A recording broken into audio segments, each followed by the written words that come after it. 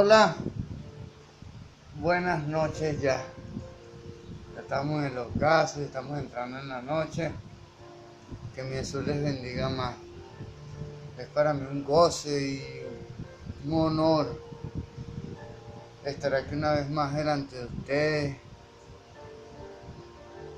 Y bueno, pidiéndole a mi Jesús que los bendiga, que los guarde. No puedo estar ajeno a la situación hay actualmente con el supuesto virus. Sin embargo, yo anulo y quebranto todo espíritu inmundo, todo espíritu de error. Estamos envueltos en su gracia. Dice el libro de Habacuc, capítulo 2, verso 4, que el justo por su fe vivirá. Por eso es que es necesario que usted conozca las promesas que Dios tiene en su palabra para usted y para mí, que somos bautizados en su nombre. Aquí es cuando Dios nos está llevando obligatoriamente, si quiere salvar su vida, a creer en Él. Porque solo por su gracia es que vamos a vencer esto que no podemos vencer. Esto físico se va a vencer es por el poder espiritual de Dios, de Jesús.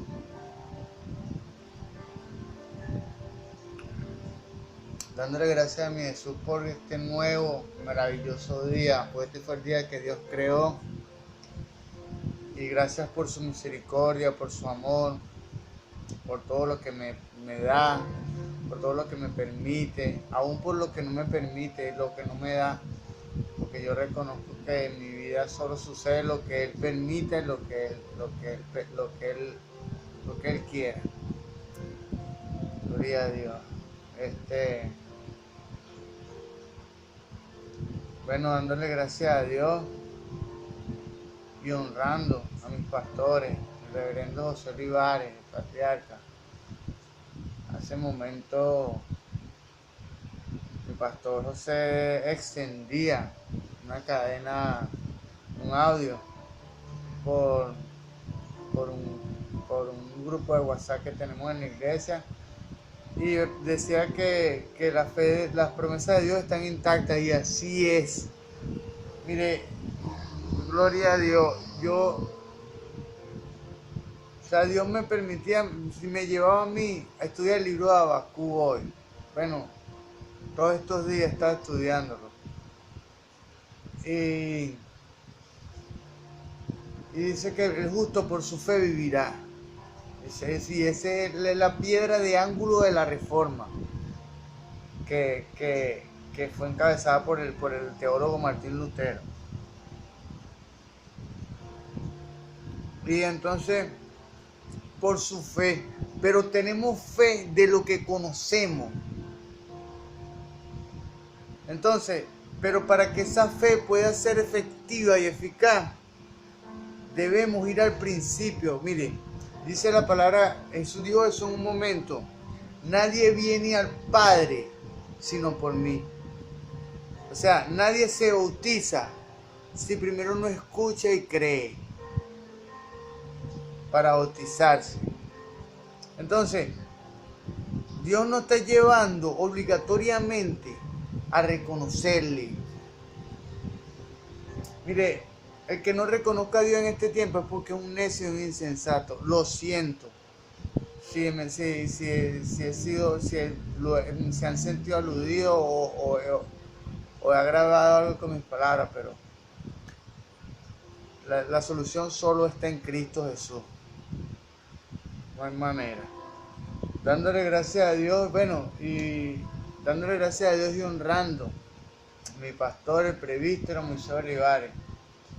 Dándole gracias a Dios por su amistad, por su confianza, por siempre estar dispuesto, ser amigo, por su enseñanza. Como dije antes, desde algún tiempo para acá mi pastor se ha esforzado por nutrir a la iglesia, por alimentarla.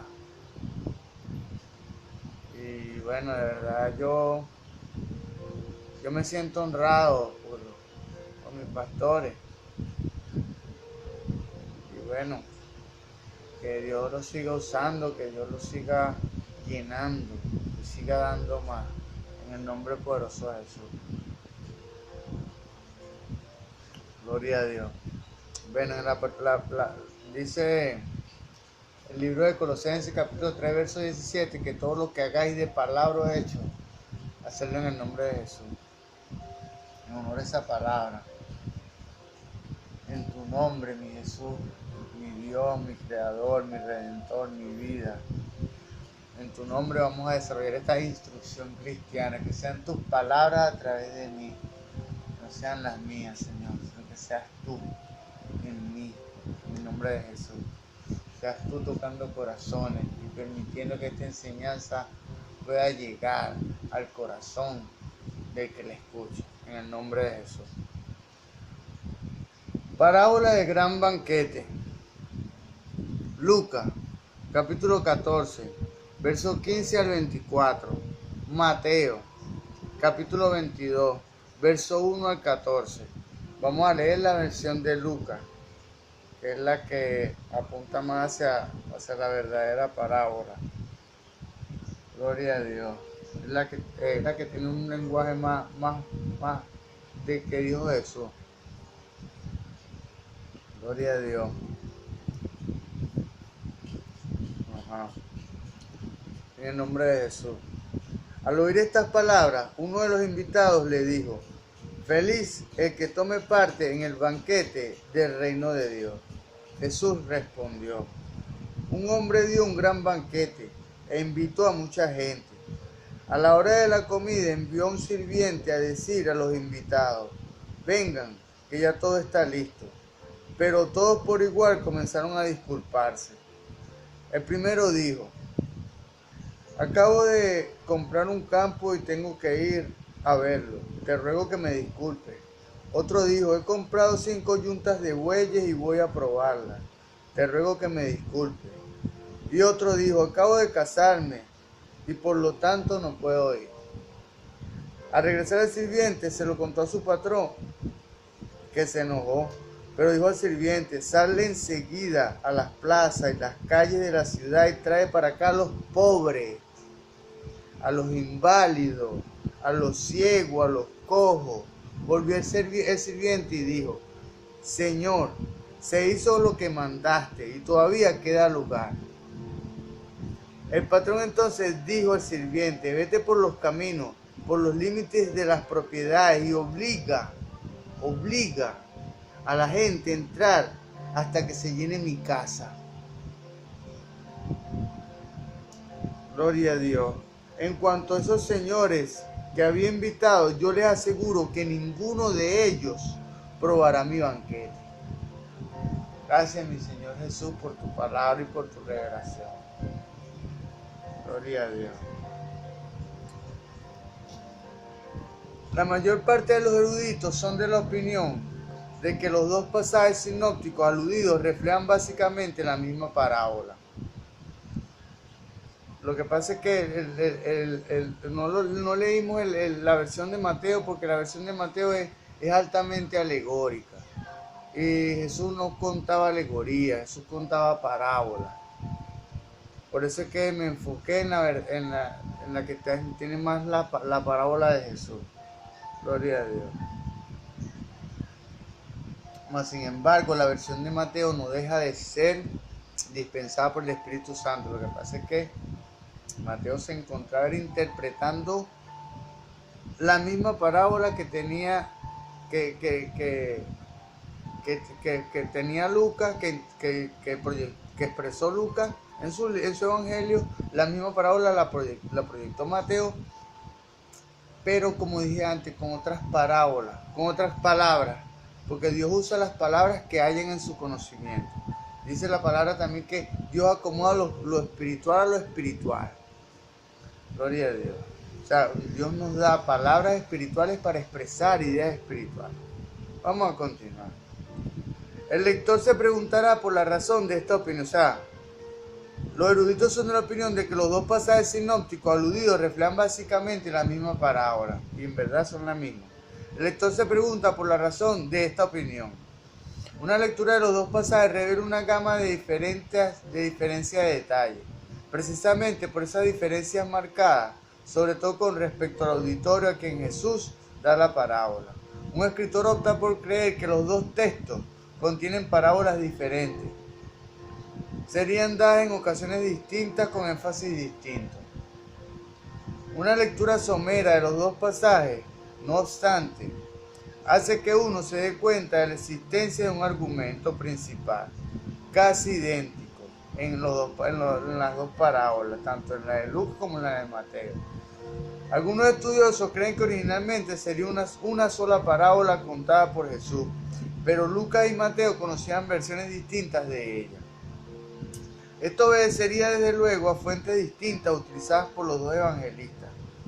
Es más, algunos creen que probablemente Lucas sea el que conserva la forma original de la parábola, ya que la versión en Mateo es altamente alegórica.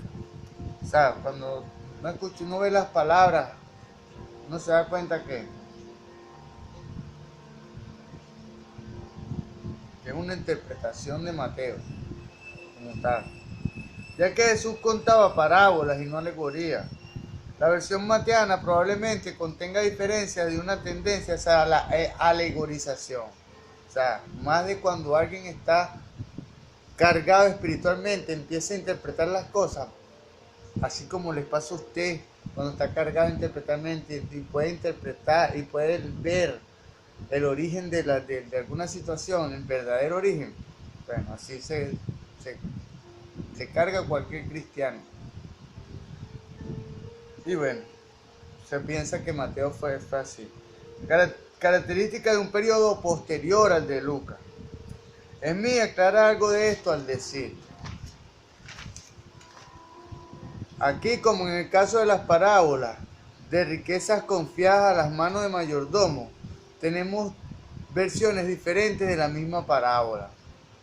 El bosquejo común de la historia de cómo huéspedes previamente invitados a un banquete de forma descortés rehúsan a asistir a última hora, y cómo el anfitrión ocupa sus lugares a la mesa con hombres de la calle. Las semejanzas en el uso de los verbos son demasiado pocas como para sugerir que existiera una versión griega en común para las dos formas de la historia, para los dos evangelistas. Está claro que Lucas preserva la forma más original. Mateo, en cambio, tenemos una versión alegorizada de la parábola. Hablaremos más de esto después, pero ahora conviene ver los dos pasajes y sus respectivos detalles comunes y también los diferentes.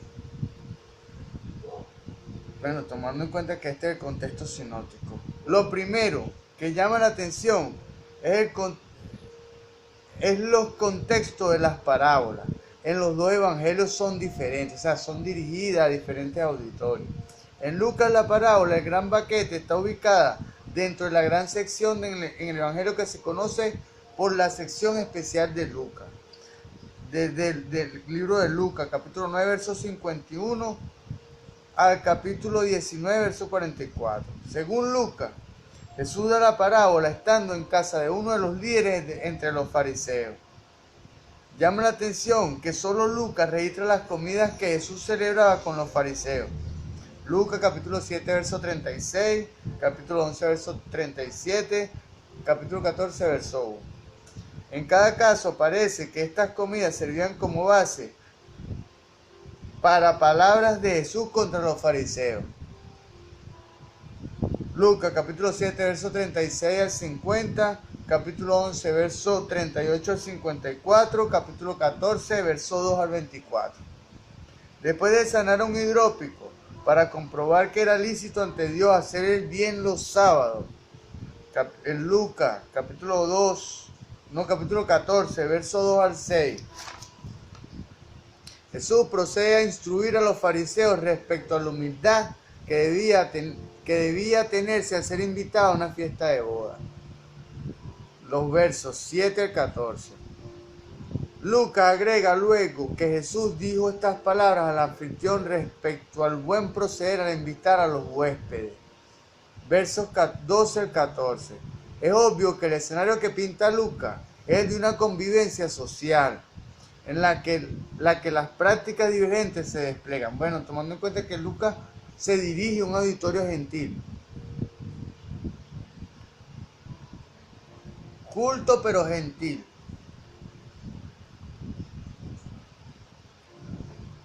El fariseo anfitrión tenía la suya y Jesús la suya también. Al final Jesús da un sesgo escatológico a sus instrucciones al fariseo. O sea, le da una muestra escatológica. Uno de los fariseos presentes, habiendo escuchado las palabras de Jesús respecto a la resurrección de los justos, en el versículo 14, asume que es uno de esos justos, que el fariseo era uno de esos justos.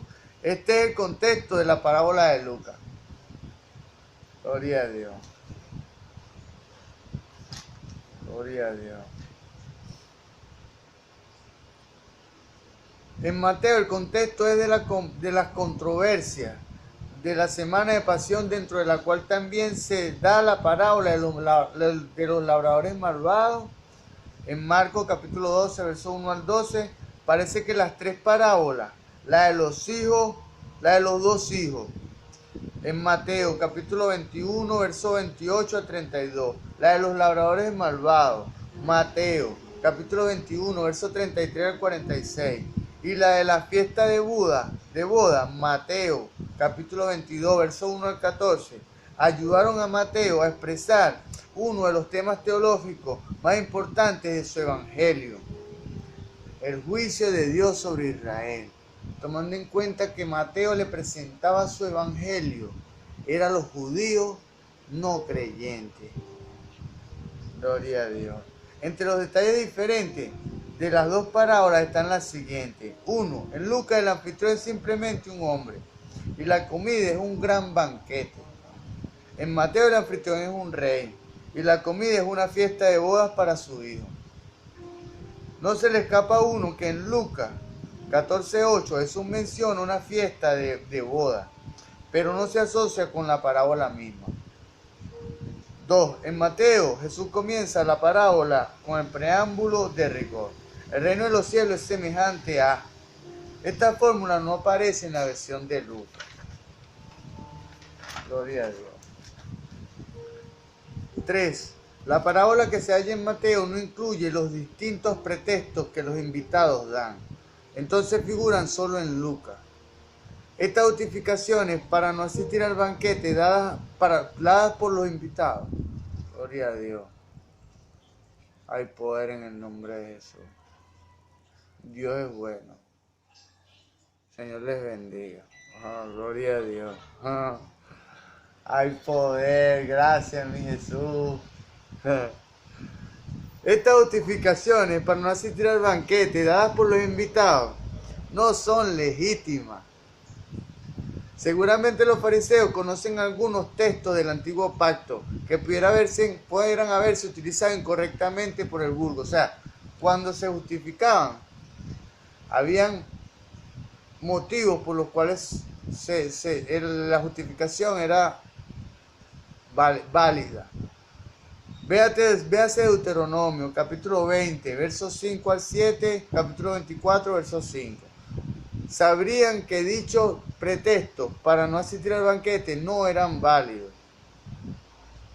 Eran inválidos, porque según los textos señalados, las razones dadas solo podían usarse contra el servicio militar y la guerra, no de las obligaciones sociales.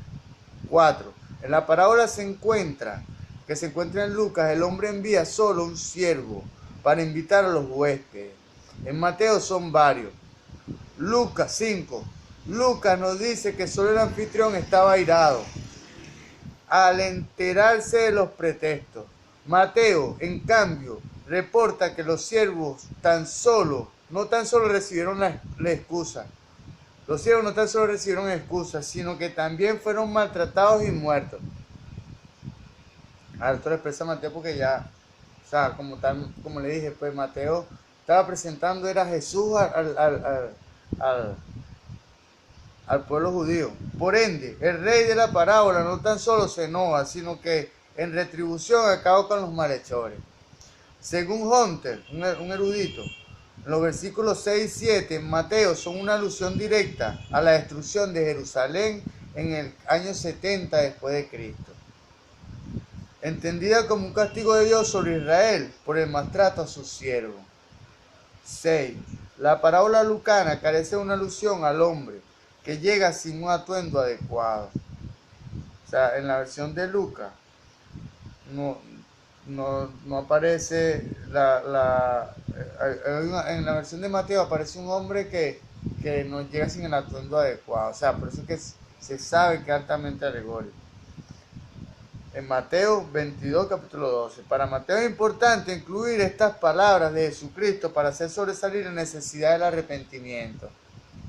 Claro, está presentando su evangelio al pueblo judío que no reconocía que Jesús se había hecho carne en Dios. Dios se había hecho carne en Jesús. Jesús se había hecho carne. Gloria a Dios, más nada. Exigía pues la ropa de boda, o sea, el arrepentimiento. Gloria a Dios. Gloria a Dios. Gloria a Dios. O sea, el arrepentimiento. 7. Finalmente, la parábola de Mateo termina con un aforismo. Muchos son los llamados, pero pocos los escogidos. La parábola en Lucas no tiene estas palabras de Jesús. Hay elementos comunes en las dos parábolas. En síntesis, estos elementos son: 1. El escenario es de un banquete. 2. Se extiende un convite a un grupo selecto que lo menosprecia. 3. Al ver que la invitación es rechazada por los invitados originales, el anfitrión invita a personas de la calle que normalmente no serían invitadas, como yo. Los invitados originales que rechazaron la invitación son descritos como indignos de participar del banquete. Gloria a Dios. En la próxima entrega voy a estar presentando esta misma parábola en el contexto del ministerio de Jesús. Señor les bendiga.